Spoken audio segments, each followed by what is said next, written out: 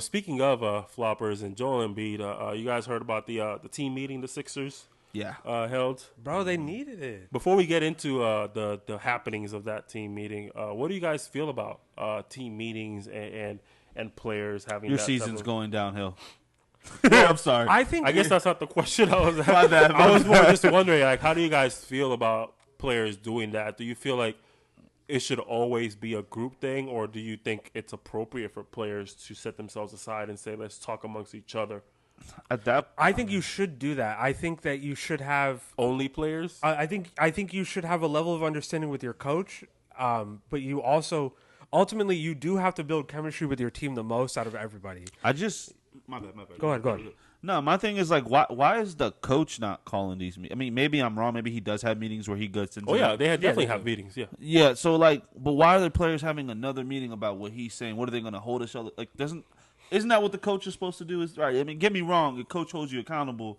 Why is Paul George or it was Tyrese Maxey, right, trying to hold Joel accountable for not being on time and things like that? That's not really his job. Oh man, you were so close, bro. We would have had the first moment in Hoop Talk history that I would have agreed with you, but as soon as you mentioned that last part, you lost me. Now, I do agree with the first part. I do agree that I don't believe players should want to hold a meeting on themselves. Yeah, it's to tough. hold each other account. Or sorry, let me take that back. But just in general, to have a meeting, I believe like you are just as much the problem as the coaches. It doesn't matter how good you think your coach is. It doesn't matter if your coach is Eric Spoelstra, who's popularly known as a great coach. It doesn't matter if your coach is Darvin Ham, who's popularly known as a terrible coach. It doesn't matter who your coach is. They should be involved in the meeting because you're losing because of everybody. Yeah. And that's just my personal opinion. And I believe teams that don't think that way don't win. It's simple as that. If you do not believe that it is everybody's fault and that there is a person to blame, then you are not meant to win a championship because there's not one person to blame. Everything has And you stand a on chain that, of events. Yeah, you stand on Yeah, that. everything has a chain of events. This doesn't happen. Like, I see you want to say something. The last thing I'll say, so I'll give you a you're chance fine, to talk. you're fine. The last thing I'll say about it is if you want to hold Joel Embiid accountable for being late, he's late for a reason, right? My thing is everybody has the power to fix this. Yeah. If multiple people believe that this is a problem, all of you had the power to fix it. Yeah. If one person and only one person believed that was a problem, that one person had the power to fix it. Maxey, you noticed that he was late to meeting. Now, first of all, let me say, Joel Embiid, don't be late. That's not good leadership. You need to he's show playing up. tonight. Yeah, you need to stand. Oh, he is. Yeah, Damn it looks like it. Oh, Everyone comes back against the Lakers, bro. Everybody let does. me make sure I'm Yeah. clear. Keep going. Let me make sure I'm clear. Joel Embiid, I'm not saying him being late. If it's true, I don't know if it is, but that's what they say. Yeah. If it's true, I'm not saying it's okay to be late. We'll get to that later. We'll talk about it after. But my point is, Maxey, if you noticed it, what did you do to fix the problem? True. This is as much your team as it is his. True. It is as much your record as it is his. It is as much your culture as it is But his. that's what he's doing, though. He's calling the team meeting to hold people accountable for something that came out in the leak that was already addressed multiple times with Joel Embiid. I want you to really think about Joel Embiid. With his stature, with how good of a player he is, how elite he is, do you really think that he's going to listen to the coach like all the time? Do you think he's going to accept that feedback that he needs to show up on time all the time? Nick Nurse is not that type of guy that commands that level of respect, especially when they've only been here since the offseason. Nick Nurse has been here for a little while. I just feel like great coaches, even if they're having bad seasons, their players are not holding team meetings. They do, though, because we saw it with the 2016 Cavs. We saw it with the 2017 Who was Warriors. the coach of the 2016 Cavs? A rookie? Ty Lue, who we found out but is he actually very good. Yeah, we found out after they won, But we the didn't find out in the minute. He was The not 2017 and 2018 Warriors we saw with Steve Kerr, and he was a good coach by that point. Hold on, time out, real quick. What do we say? I was about to say, great coaches do not have only like team meetings held against them. Tyree was not a top coach at the time. He was a very good candidate. He's always been a good candidate at that moment. But good coaches can control that. I've never heard of a Greg Pop I agree team. with that. I've never heard of an Eric Spoelstra team. It's happened with the Heat, though. Yeah. No, it hasn't. It has. Then when it did, you know what happened? What's his name? The GM. Oh no, I'm not talking about LeBron. I'm talking about when with Jimmy Butler on the team recently. Well, I mean, Yeah. Did it? Yes. Wow. Well, I didn't hear about These teams have team meetings with players a lot. No, I think players do that. Players do that. I wasn't trying to say that they don't. My thing is, why do they need to? It's not just y'all. Y'all are not the only problem. Yeah. You going out of your way to try to hold everybody accountable and say, oh, our players aren't doing what they're supposed to be doing. You can't convince me that's the only thing y'all talking about. You can't convince me. Maybe it is, and I respect it if it is. You know, if you guys are able to stay professional and say, let's just talk about each other, let's hold each other accountable. PG, you effing up. Joel Embiid, you effing up. Maxey, you effing up. If y'all can do that for real, I respect it, and I take it back. But come on. Yeah. Are they? You know, Embiid and Paul George are talking shit in there about Nick Nurse. Like, Nick Nurse is not the problem, bro. He's a good coach. But he is a part of the problem because I don't think he figured out this team yet. Everybody's a part of the problem. So everybody needs to meet. Everybody needs to talk. Everybody needs to figure this out at the end of the day. Yeah. And that's my thing with player meetings.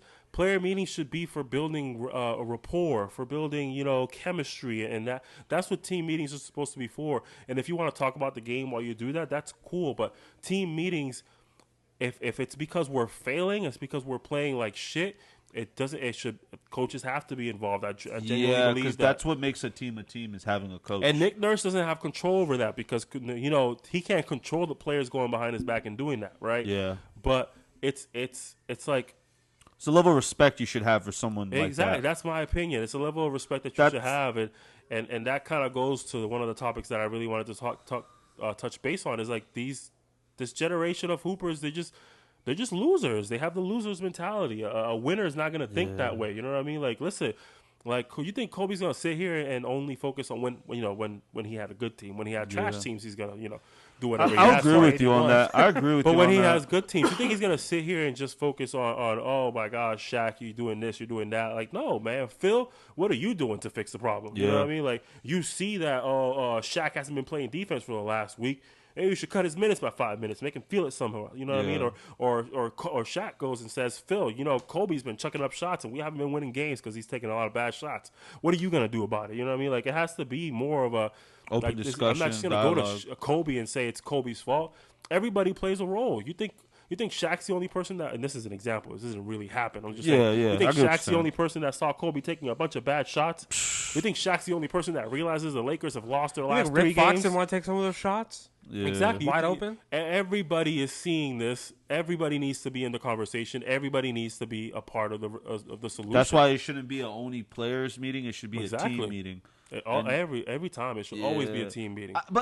I want to kind of straddle the fence. I don't mind the only players meeting because sometimes hearing from another perimeter, like Maxey telling Joel, I don't think that really works for him because I think Maxey's really under Joel when it comes to like who he is, his status on the team. But someone like PG, right, to tell Joel, hey, if we want to win, we got to do this, this, and that. But I want to just note this real quick. To give Nick Nurse a little bit of credit, he's gotten McCain going, and second, he hasn't had a healthy lineup in God knows since when. And he started the year off with both of them gone. They got him for one game. Paul gets hurt within like the first half. So I can't blame Nick Nurse all the way for the L's. I do think that this is kind of like on Philly's players to figure this shit out.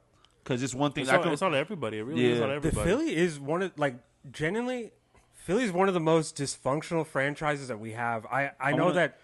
Go ahead. No. Go ahead. Finish. I know that it looks like that they're not, but like they really are. And I think the players taking accountability and understanding like, we want to win. The coaching staff, like Joel Embiid, a notorious troll, Paul George, a notorious person who doesn't take any accountability. They recognize, we have to take it amongst ourselves. He goes to his podcast and talks about the shit that's going on the team. So, that's insane. I think, to me, the way I view it, I understand what you guys are saying. I could see it. But to me, I view it like Tyrese just wants to win. He sees that they actually have a good squad for once. Joel Embiid is just not following in line because I don't think he respects Nick Nurse. Yeah. You have to make a change. And Tyrese, I think that they have a better relationship than he does with Joel Embiid and Nick Nurse because Nick Nurse is brand new. they played together. They've known each other. They've had playoff series. He trusts Nick. He trusts Tyrese Maxey. I think. Wow. A great rebound. Wow. Jesus. That's amazing. Wow. Yeah, I respect Tyrese for going out of his way for sure. So my point isn't really to say that Tyrese shouldn't have done that. I respect him for saying I need to do something. It's just I do believe there was a better approach to the situation, and I do believe Nick Nurse has to be involved. You know what I mean? And at the end of the day, man, you just gotta respect it. You know what I mean? And Nick Nurse has to play a role in enforcing that level of respect. You know what I mean? There has to be an understanding. Like I don't care who you are. Like you're gonna do what I say. You know what I mean? And I'll give JJ Redick respect for imposing his will. JJ Redick, like, bro. him and Missoula, they don't care who you are. If you're an all-star, what you've done, they're gonna call you for what it is. And you'll go to the bench. I love them as coaches. Those are some of my favorite coaches right now because that's what this generation needs. I mean, I'm gonna go a little personal, about our meetings and stuff. Even Nas has to get on my ass sometimes, but sometimes I need that to do what I got to do. And there's some players in this league who need the fire to be burnt for them to play good. Like look at LaMelo, what his coach did. He sat him down in the last 2 minutes. Next game he drops 50. Sometimes you do need that like reality check of like, oh, I can lose this all at once, or I'm not giving my all right now, and this can translate to the season being me not giving my all right now.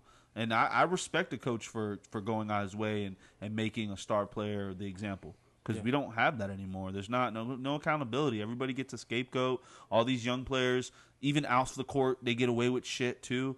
So it's just kind of sad. Like this is what we're coming to. One, branding, and two, like this is just a pop circuit at sometimes. It's like very Everyone's poppy. a pop star. Yeah, it's exactly what it is. Like Jared McCain is literally, and I don't mean to throw him under the bus, but he's what the NBA will become because he's not winning, and he's talking about being rookie of the year after dropping 30 points in the L.